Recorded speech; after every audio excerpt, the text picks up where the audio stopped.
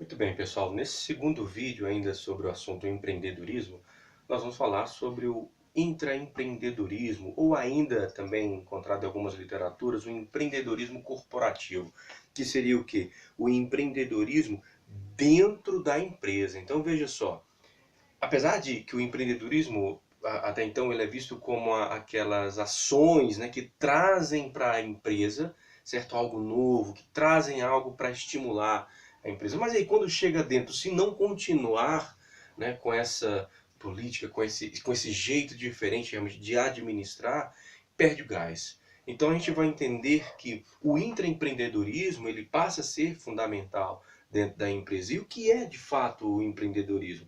Nós temos que é um método de estimular os colaboradores a realizar tarefas de uma melhor maneira, promovendo a criatividade e principalmente a inovação. Então é algo que tem que ser alimentado constantemente. Por isso a gestão de pessoas é fundamental nessa questão do intraempreendedorismo. É por isso que, inclusive, em empreendedorismo é uma disciplina que está lá dentro do curso técnico de gestão de RH, né? Também faz parte da graduação de administração e outras ciências sociais.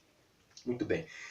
Entendido o que é intraempreendedorismo, a gente precisa entender que quem vai tocar um projeto desse tipo, de viabilizar, fazer com que os colaboradores realmente contribuam, tá certo, para que esse processo dê continuidade, será quem? O empreendedor corporativo, né? E qual que vai ser aí uma das, das três coisas que um empreendedor de sucesso faz muito bem para que consiga isso? Primeiro, ele identifica oportunidades, certo? O empreendedor realmente de sucesso, ele faz muito bem essas três coisas.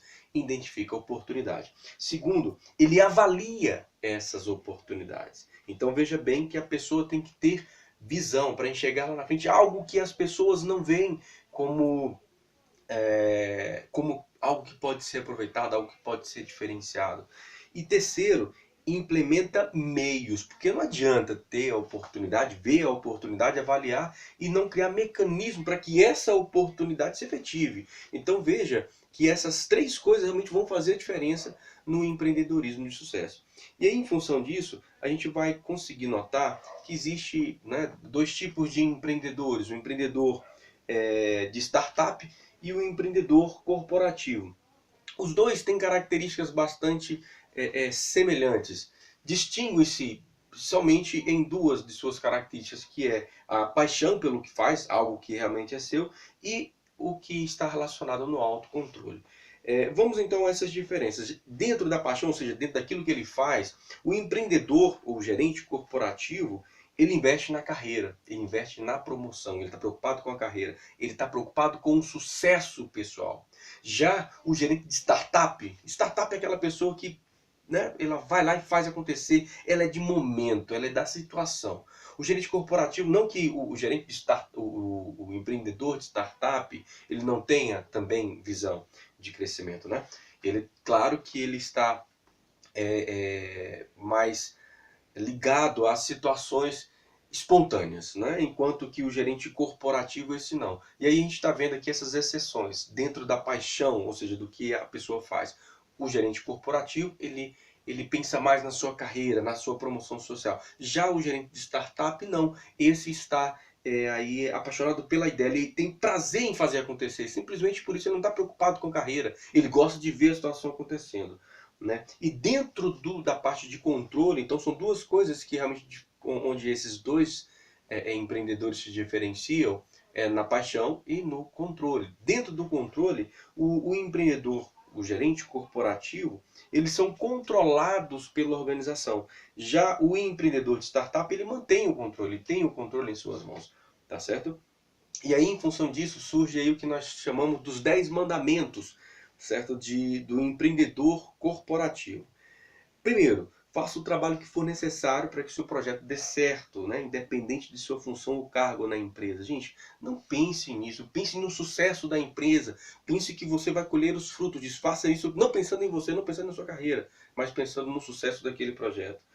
Compartilhe os créditos do sucesso, isso é elementar, né? As pessoas que fazem isso ganham credibilidade junto à equipe.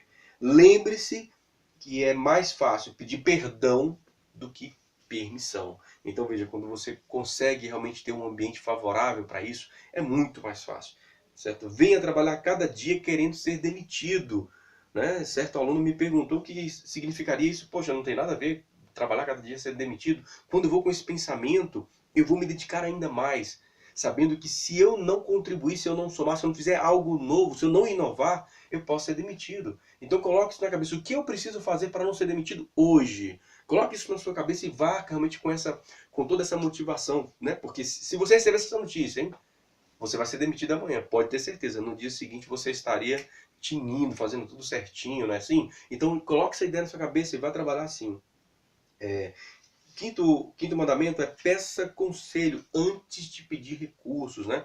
É muito complicado essa situação porque em qualquer empresa sempre existe uma limitação da utilização dos recursos, então a gente tem que tomar muito cuidado, né? Ficar só pedindo, pedindo, pedindo, né? A gente tem que analisar bastante isso aí, porque custo é uma coisa que é bastante hoje nas empresas capitalistas, né? Com interesse no lucro, o custo é algo que está sempre sendo assim observado, né? Sexto, siga sua intuição a respeito das pessoas. Construa um time composto pelos melhores. Não é difícil de você identificar, basta você observar.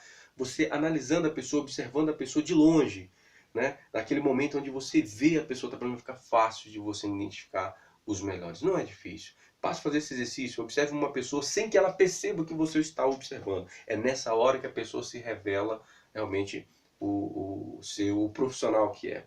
Sétimo, prepare-se antes de divulgar sua ideia, né? Publicidade prematura não é imune ao sistema corporativo. Então a gente tem que preparar realmente, ter uma ideia, pensa direitinho, veja realmente quais são as possibilidades reais daquilo ali se efetivar, tá certo? Nunca aposte uma corrida na qual não esteja participando. O que é isso? Confiar algo realmente em alguém, sem que você esteja lá para somar, para colaborar, tá certo? Não que você não deva acreditar nas pessoas, mas a gente tem que entender que a gente subestimar às vezes as pessoas também é algo que pode complicar, né, o sucesso. E nono, seja verdadeiro com suas metas, mas realistas sobre as formas de atingi-las. Tá certo? Meta é sempre uma coisa complicada, sempre delicada, né? Estabelecer uma meta inalcançável, isso pode te frustrar. Então muito cuidado com isso.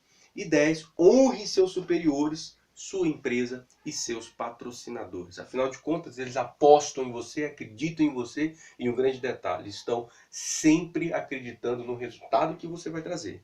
Tá certo? Então fica aí essas dicas sobre o intraempreendedorismo, sobre esses 10 mandamentos para que venha somar aí a sua missão em busca de ser uma pessoa empreendedora.